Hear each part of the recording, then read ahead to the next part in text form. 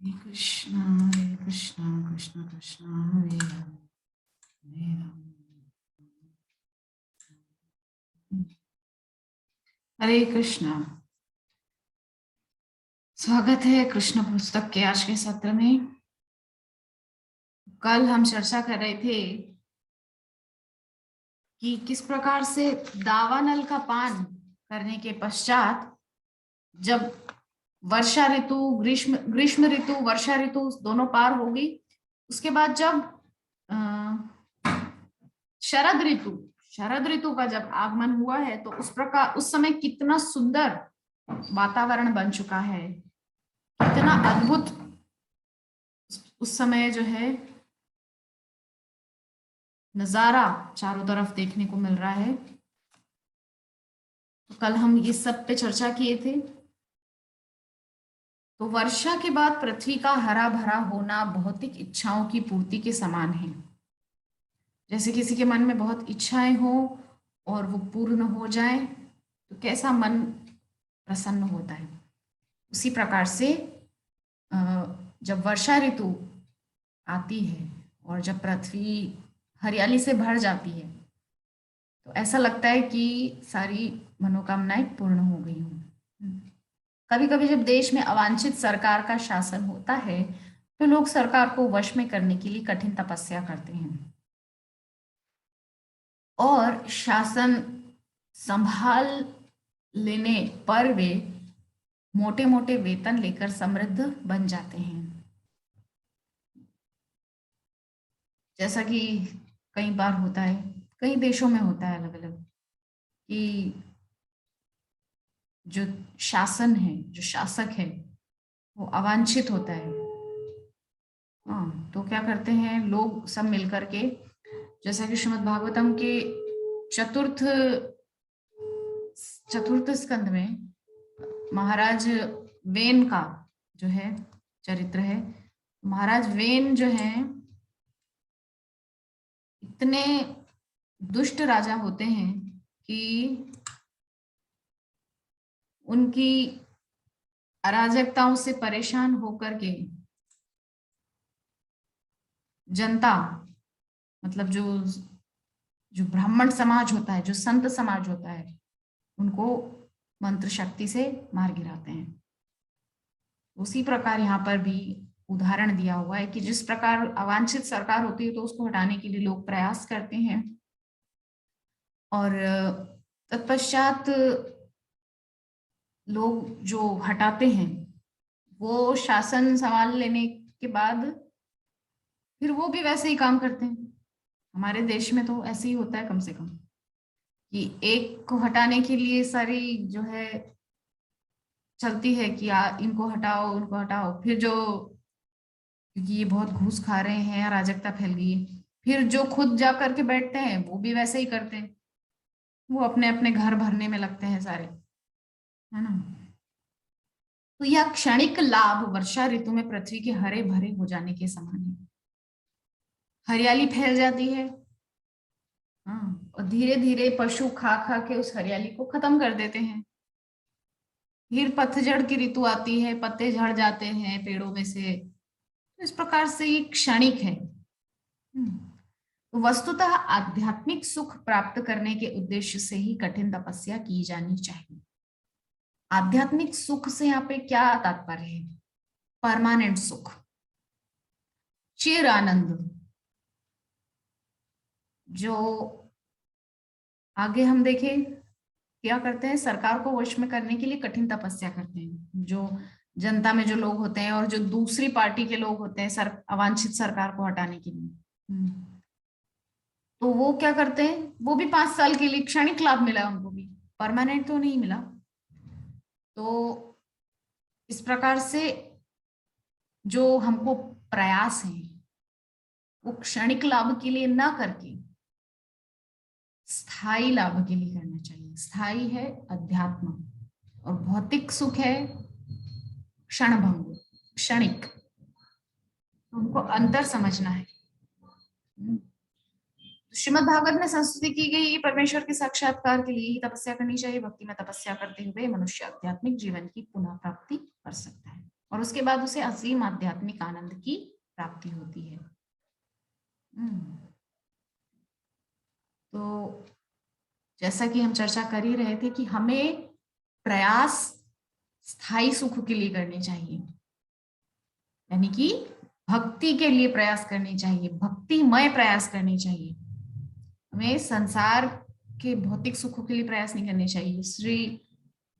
श्रीमद् भागवतम के सप्तम स्कंद में श्री प्रहलाद जी महाराज जब अपने सखाओं को, अपने जो सहपाठी हैं उनको जब उपदेश दे रहे थे, तो उनसे कह रहे हैं कि सुख के लिए हम प्रयास क्यों करते हैं, दुख के लिए तो हम प्रयास नहीं करते। दुख तो जितना आना है वो आके रहेगा, तो सुख के लिए प्रयास क्यों? सुख भी जितना आना होगा उतना आएगा, उसके लिए भी हमको प्रयास नहीं करना है।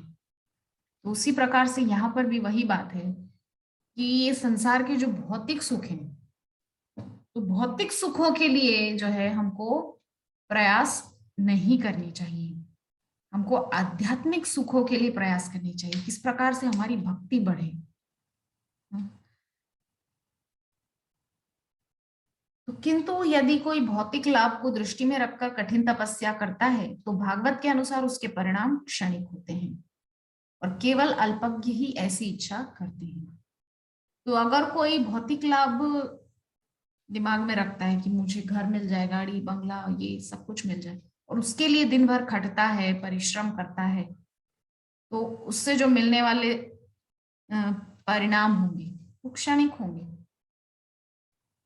उदाहरण स्वरूप जैसे किसी व्यक्ति ने एक अच्छी गाड़ी खरीदी है, मर्सिडीज या ऑडी या कोई भी BMW या कोई भी बड़ी सी गाड़ी, तो 1 महीना 2 महीना 6 महीना तक उसको उस गाड़ी का जो है सब कुछ अच्छा लगेगा, फिर सोचने लगेगा कि ये गाड़ी से वो गाड़ी ज्यादा अच्छी है, नया एडवर्टीजमेंट जिसका आया है, उसका माइलेज अच्छा है, उसका बहुत अच्छा है, इंटीरियर अच्छा है, एक्सटीरियर अच्छा है, ये वो। तो कहने का तात्पर्य ये है कि कुछ भी ले लो आप, करोड़ों की संपत्ति भी यहाँ आपको क्षणिक सुख देगी, आपका मन उससे भर जाएगा एक समय के पश्चात। एक व्यक्ति बहुत अच्छा बंगला बनाए तो क्या गारंटी है कि वो स्थायी रहेगा? कहीं क्रैक्स आ सकते हैं, कहीं कुछ हो सकता है, कहीं नमी आ सकती है, कहीं पे नल खराब हो जाएगा, कहीं टाइल उखड़ जाएगी, कहीं कुछ गिर जाएगा, कहीं लकड़ी फूल जाएगी दरवाजे की। ये सब चीजें अंततः क्षणिक सुख ही दे पाती हैं। करोड़ों का बंगला बना लो या करोड़ों की गाड़ी खरीद लो, कोई फर्क नहीं पड़ता, किंतु आध्यात्मिक सुख हमको स्थायी सुख देते हैं। भगवत गीता में भी भगवान ने कहा है कि इस जन्म में आप जितनी भी भक्ति करेंगे, वो अगर आपकी भक्ति वो पूर्ण हो गई है 100%, तब तो आपको भगवत दान मिल जाएगा। लेकिन अगर आप इस जन्म में पूरी भक्ति नहीं कर पाए, 50% पे ही आपका रह गया और शरीर छोड़ना पड़ा, तो नेक्स्ट शरीर में आपको निश्चित तौर पे 50% भक्ति इधर से कैरी फॉरवर्ड होकर उधर मिलेगी। तब आप 51 से शुरू करेंगे, फिर 51%, 52%, ऐसे। ये है भक्ति का सुख। इस जन्म में आप गाड़ी ले लोगे तो ऐसा तो नहीं कि आपको अगला जन्म मिलेगा तो फिर गाड़ी तैयार मिलेगी, वो अच्छा ही पिछले जन्म वाली गाड़ी, चलो अच्छा है मेरे को मेहनत नहीं करनी, गाड़ी तैयार मिलेगी। नहीं,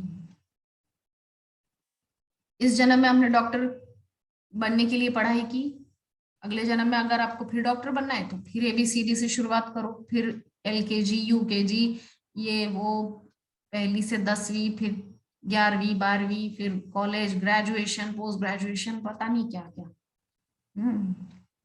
इस बार इस जन्म में डॉक्टर की डिग्री आपको अगली बार फिर से काम नहीं आ जाएगी, इस जन्म में की हुई भक्ति निश्चित तौर पे आपके अगले जन्म में काम आएगी।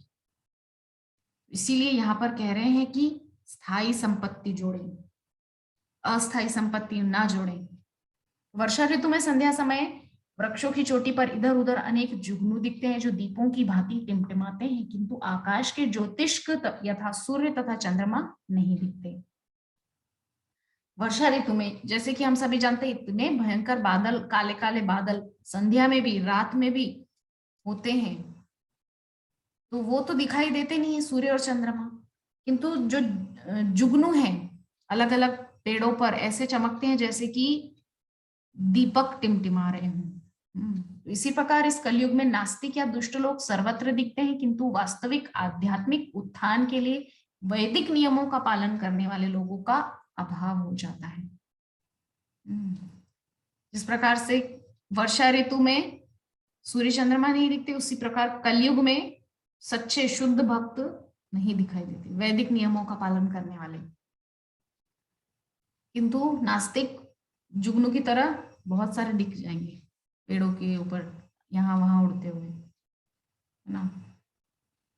इस कलयुग की तुलना जीवों की मेघाच्छादित ऋतु से की गई है। इस युग में वास्तविक ज्ञान तो सभ्यता की भौतिक उन्नति के द्वारा आच्छादित रहता है। इसमें शुष्क चिंतक, नास्तिक एवं तथाकथित धर्म निर्माता जुगनुओं की तरह प्रकट होते रहते हैं। तो कलयुग की जो तुलना है वो बादलों से ढके हुए आसमान की तरह की जा रही है। कलयुग में सबकी बुद्धि अज्ञान रूपी बादल से ढकी हुई है। वो जानते हैं, सब जानते हैं कि हम ये शरीर नहीं है, आत्मा है, लेकिन फिर भी उस ज्ञान को जो है उठाना नहीं चाहते। अज्ञान के बादलों के बीच नीचे ही उसको दबा रहने दो, नहीं तो फिर भक्ति करना पड़ेगी, भजन करना पड़ेगा, जप करना पड़ेगा, फिर हमारे तो सारे ऐशो आराम छूट जाएंगे। हम जो खाते हैं गंदगी वो हम नहीं खा पाएंगे, जो हम पीते हैं वो नहीं पी सकेंगे हम, जो हमारे नशे हैं, अवैध कार्य हैं, वो नहीं कर पाएंगे, भक्ति में आ जाएंगे तो। जानते सभी हैं। जब हम हम जाते हैं मंदिरों में, हमारे यहाँ मायापुर में भी जब हम टेम्पल जाते हैं तो बाहर से आने वाले लोग हमको देखते हैं, वाह देखो तिलक है माथे में, गले में कंठी है, हाथ में माला चल रही है, काश हमको भी ये जीवन मिले। सिर्फ यही कहते रहते हैं, असल में भक्ति करेंगे नहीं।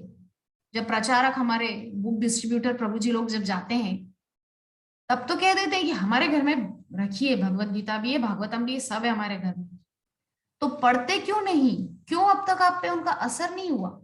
क्योंकि वो सिर्फ कपड़े में लपेट के रख दी है अलमारी के अंदर, और वो कभी खुलती नहीं है। कपड़े में जो पोटली है वो कभी खुलती नहीं है, ग्रंथों की पोटली। तो अगर भक्तिमय जीवन इतना आकर्षित करता है तो लोग आते क्यों नहीं है भक्तिमय जीवन में? कुछ ही क्यों आ पाते हैं, बाकी सब क्यों नहीं आ पाते? क्योंकि माया, माया बहुत प्रबल है। वो भी अपना कार्य कर रही है, भगवान ने उसको जो ड्यूटी दिया है, जो सेवा दिया है, वो कर रही है। तो इस प्रकार से देखते हैं लोग बाहर से आने वाले हमको जप करते हुए, भक्ति करते हुए, तिलक लगाए हुए, कंठी पहने हुए, साड़ी पहने हुए। अरे विदेशी माताएं यहाँ पर साड़ियां पहनती है, लेकिन बाहर से आने वाले लड़कियां बहुत अश्लील वस्त्र पहनकर आती मंदिर में। ब्रह्मचारी, नैष्ठिक ब्रह्मचारी, लाल कपड़ा ब्रह्मचारी सब वहां पर रहते हैं, बूढ़े बूढ़े प्रभु जी लोग रहते हैं, लेकिन मूर्ख लड़कियां जो हैं वो इस प्रकार के कपड़े पहनकर आती हैं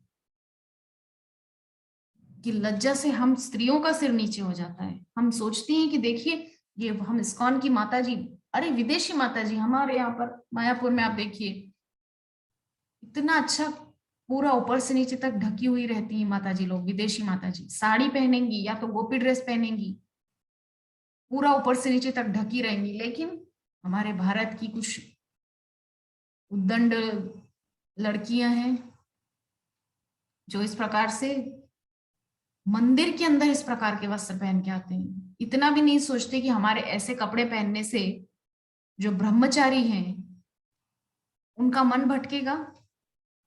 तो अपराध किसको लगेगा? अपराध उस लड़की को लगेगा जो इस प्रकार के वस्त्र पहन के आई है, क्योंकि उसकी वजह से कोई भक्ति मार्ग पे चलता चलता उसका पतन हो जाएगा। तो पतन का अपराध लगेगा उस लड़की को। इसलिए केवल हम भक्तों को देख करके आप ये मत कहिए कि हमको ये कब मिलेगा, हमारे अंदर भक्ति कब आएगी, हम कब जप करेंगे। जब जागो तभी सवेरा, लेकिन चाहते नहीं है ना, चाहते नहीं है। बस मन में देख देख कर थोड़ा सा जो है लोभ आता है, थोड़ा सा जो है ईर्ष्या आता है कि देखिए ये भक्त लोग है, जप कर रहे हैं, हम तो कर नहीं पाते। फिर माया अड़े आ जाती है, अरे ये करेंगे तो हमारे तो ऐशो आराम छूट जाएंगे ना सारे भौतिक। न मांस खा पाएंगे, न मदिरा पी सकेंगे, न कोई नशा कर पाएंगे, न हम जुआ खेल पाएंगे, न अवैध कोई भी अवैध कार्य कर पाएंगे। इसीलिए दूर से ही राम राम करो इन भक्तों से। बस यही करते हैं लोग, मंदिर में आते हैं, देखते हैं, आश्चर्य करते हैं, फिर उनके अंदर भी इच्छा होती है, लेकिन फिर जो है माया पैर पकड़ के फिर पीछे कर देती है, अरे चलो। इस प्रकार की जो अवस्था है, तो कलयुग की तुलना ऐसे जीवों से की गई है जो अज्ञान रूपी बादलों से ढके हुए हैं, और वो बादल हटाना भी नहीं चाहते हैं कि नहीं नहीं, मांस तो जब शेर का शरीर मिला था तब भी बहुत मांस खाया। हम्म। और हम सब जानते हैं कि मनुष्यों की जो योनियां हैं वो 4 लाख हैं। तो हम सभी जानते हैं, बहुत जो है निम्न वर्ण के भी होते हैं मनुष्य। तो जो वैष्णव होता है वो 4 लाख, जो शुद्ध भक्त होता है, वैष्णव शुद्ध भक्त भक्त, ये 4 लाख योनियों में सबसे ऊंचे ऊंचे श्रेणी के हैं। बहुत ही उच्च श्रेणी की जो है ये मनुष्य योनि है, विकसित चेतना है उनकी। तो कहने का तात्पर्य यह है कि ऐसे लोग जो केवल मंदिर में भक्तों को देख करके मन ही बनाते रह जाते हैं कि हमको कब ऐसा मिलेगा भक्ति करना वगैरह, बस मन ही बनाते रह जाते हैं और कुछ कर नहीं पाते हैं। हम्म। तो इस युग में वास्तविक ज्ञान तो सभ्यता की भौतिक उन्नति के द्वारा आच्छादित रहता है, और जो कुछ सो कॉल्ड लोग हैं तथाकथित, जो यूट्यूब पर इस तरह से जो है भक्ति के विरुद्ध आचरण करते हैं। कई वीडियोस में भी देखती हूँ जिसमें श्रील प्रभुपाद के द्वारा जो भगवत गीता का तात्पर्य दिए गए हैं उसको वो असंगत बताते हैं, जो है तर्कहीन बताते हैं वगैरह, इस प्रकार के कई जो है गलत शब्दों का इस्तेमाल करते हैं। किंतु प्रभुपाद ने भक्तिमय सेवा इस पर क्यों जोर दिया है, ये देखिए। कली है, कलयुग है। हम्म। कलयुग में आप अगर सोचें कि आप सांख्य योग के द्वारा भक्ति प्राप्त करेंगे, सांख्य योग के द्वारा मुक्ति प्राप्त करेंगे, या तपस्या के द्वारा मुक्ति प्राप्त कर लेंगे, या यज्ञ के द्वारा मुक्ति प्राप्त कर लेंगे, तो देखिए कलयुग में संभव नहीं है। ध्यान के द्वारा, ध्यान तो बिल्कुल ही संभव नहीं है इस कलयुग में। मनः एव मनुष्याणाम कारणम बंध मोक्षय, बद्धम तो विषयासक्तम मुक्तम निर्विषयम मनः। ये विषय मन कैसे एक जगह केंद्रित होगा ध्यान में। और अर्जुन भी कह रहे हैं गीता में, चंचलम ही मन कृष्ण प्रमादि बलवदृढ़, ये चंचल है मन, प्रमादी है, अदृढ़ है, टिकता नहीं एक जगह, भटकता है। देखिए ध्यान वाली जो जो सोच है, जो लोग हैं कुछ जो आज भी ध्यान पद्धति पे जोर दे रहे हैं, वो ध्यान भगवत ध्यान नहीं हो सकता। वो केवल आज हमको कुछ क्षणिक हमारी टेंशन या स्ट्रेस को दूर करने में जरूर काम आ सकता है।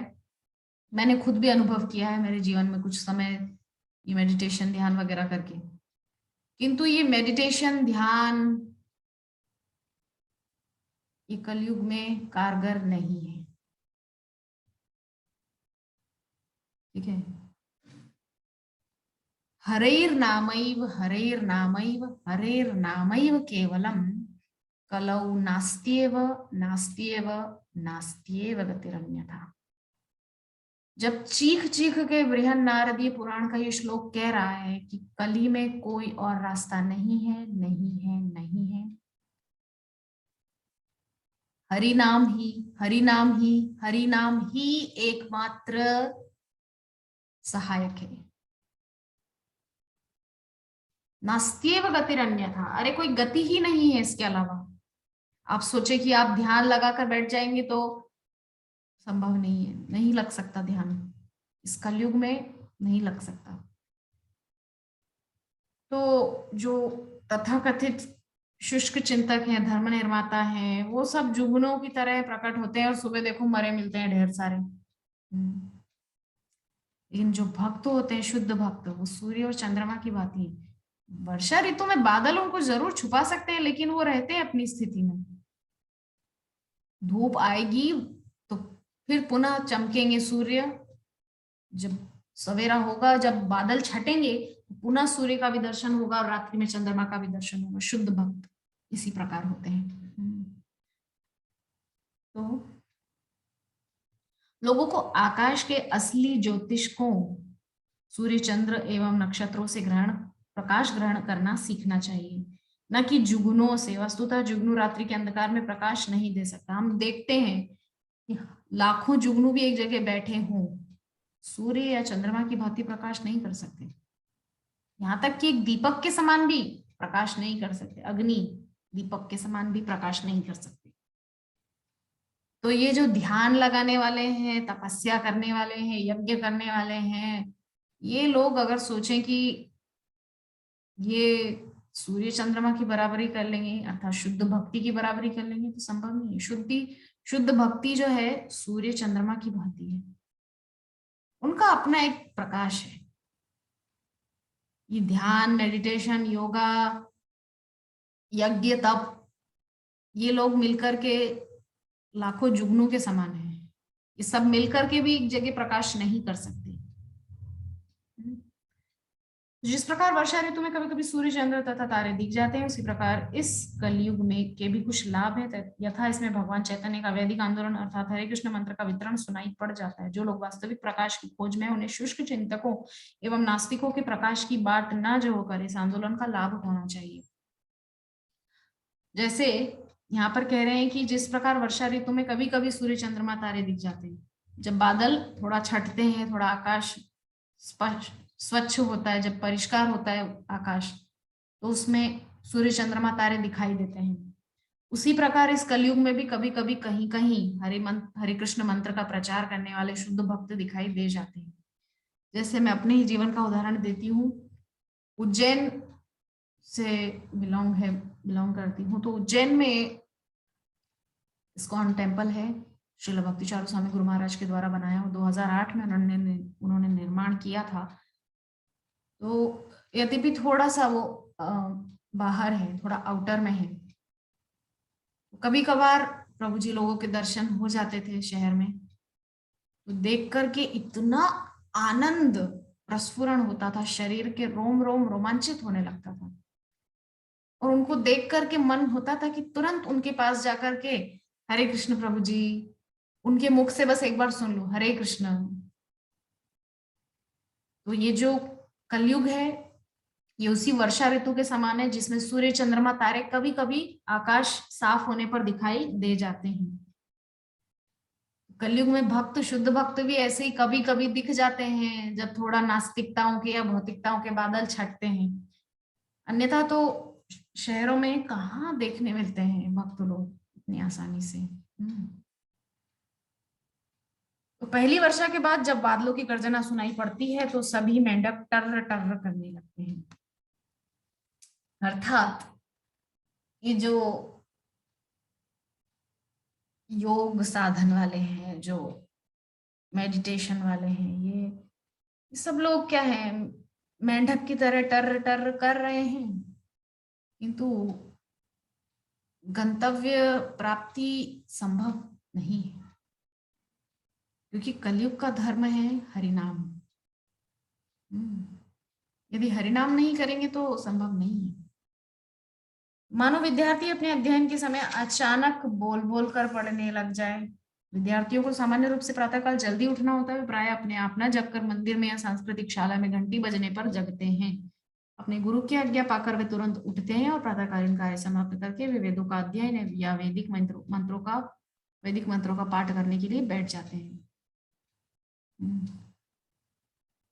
तो जो गुरुकुल होते हैं उनमें जो बच्चे लोग पढ़ते हैं, सुबह सुबह उनको तुरंत उठा दिया जाता है वेद पाठ करने के लिए, वेदों का वैदिक मंत्रों का अध्ययन करने के लिए, कंठस्थ करने के लिए वो सारे मंत्र। कलयुग में प्रत्येक व्यक्ति अंधकार में सोता रहता है रात में, किंतु जब कोई महान आचार्य आता है तो उसकी पुकार मात्र पर वह वास्तविक ज्ञान प्राप्त करने के लिए वेदाध्ययन में जुट जाता है। तो जैसे यहाँ पर मायापुर में भी बहुत से आते हैं भक्त, थोड़ा सा जो है आकर्षित होते हैं भक्ति से, जप करते हैं वगैरह, फिर जाते हैं अपने अपने स्थानों पर, अपने अपने गंतव्य पे, और फिर भौतिकताओं में उलझ के फिर सो जाते हैं। इसी प्रकार से यहाँ पर तुलना की गई है। वर्षा ऋतु में अनेक ताल, तलैया, नदी, नद जल से भर जाते हैं, अन्यथा वर्ष भर वे सूखे रहते हैं। छोटे छोटे पोखर वगैरह ये सब तालाब खाली हो जाते हैं, सूख जाते हैं, सूर्य सारा वाष्प बनाकर ले जाता है जल, और इस प्रकार से जो है फिर पुनः जो वर्षा ऋतु आती है तो पुनः ये सब भर जाते हैं। इसी प्रकार भौतिकतावादी पुरुष शुष्क नीरस होते हैं, किंतु कभी कभी जब वे तथाकथित ऐश्वर्यशाली स्थिति में होते हैं, उनके घर बार, संतान तथा बैंक पूंजी पूंजी होती है, तो वे समृद्धि करते प्रतीत होते हैं। जो भौतिकतावादी लोग हैं वो वैसे तो नीरस ही होते हैं, उनके पास कुछ नहीं होता, क्योंकि हरिनाम जिसके पास नहीं वो नीरस है। तो कभी कभी क्या होता है, उनके पास संपत्ति आ जाती है तो थोड़ा सा संतान, घर परिवार ये सब आने से, बैंक में अकाउंट वगैरह ऐसा आने से थोड़ा सा समृद्धि हो जाती है, किंतु शीघ्र ही नदी नद की भांति पुनः सूख जाते हैं। महाकवि विद्यापति ने कहा है कि मित्र, परिवार, संतान, पत्नी आदि के समाज में निश्चय ही कुछ न कुछ आनंद है, किंतु यह मरुस्थल में जल की एक बूंद के समान है। हर व्यक्ति सुख के पीछे उसी तरह दौड़ रहा है जिस तरह मरुस्थल में वह जल के लिए भागता है। संसार के जो सुख हैं उनको मरुस्थल में एक जल की बूंद के समान बताया गया है कि व्यक्ति दूर पानी देख करके दौड़ के जाता है, लेकिन सूखा, मृगमरीचि का। तो इस प्रकार से यहाँ पर जो है तुलना की गई है। तो यदि मरुस्थल में जल की एक बूंद हो तो नाम के लिए तो वह जल कहा जाता है, किंतु उस जल की बूंद का लाभ नगण्य होता है। हम अपने मरुस्थल जैसे भौतिकतावादी जीवन में सुख के अथाह सागर की खोज में लगे रहते हैं, है ना। जिस प्रकार से हम देखे हैं कि भौतिकतावादी सुख, पहले भी हम चर्चा कर चुके हैं थोड़ी देर पहले भी, कि क्षणिक होते हैं, नष्ट प्राय होते हैं, किंतु हमें समाज, मित्र तथा सांसारिक प्यार के रूप में एक जल बिंदु से अधिक कुछ नहीं मिल पाता। मृगमरीचिका दूर से दिखता है, बहुत सारा जल है, जाकर के देखेंगे एक बूंद भी नहीं होता। इस प्रकार से होता है ये सब समाज, मित्र तथा सांसारिक प्यार, मृगमरीचिका की तरह। कभी भी हमारी तुष्टि नहीं हो पाती, जिस प्रकार ग्रीष्म ऋतु में कभी ताल, तलैया, नदी, नद जल से नहीं भर पाते।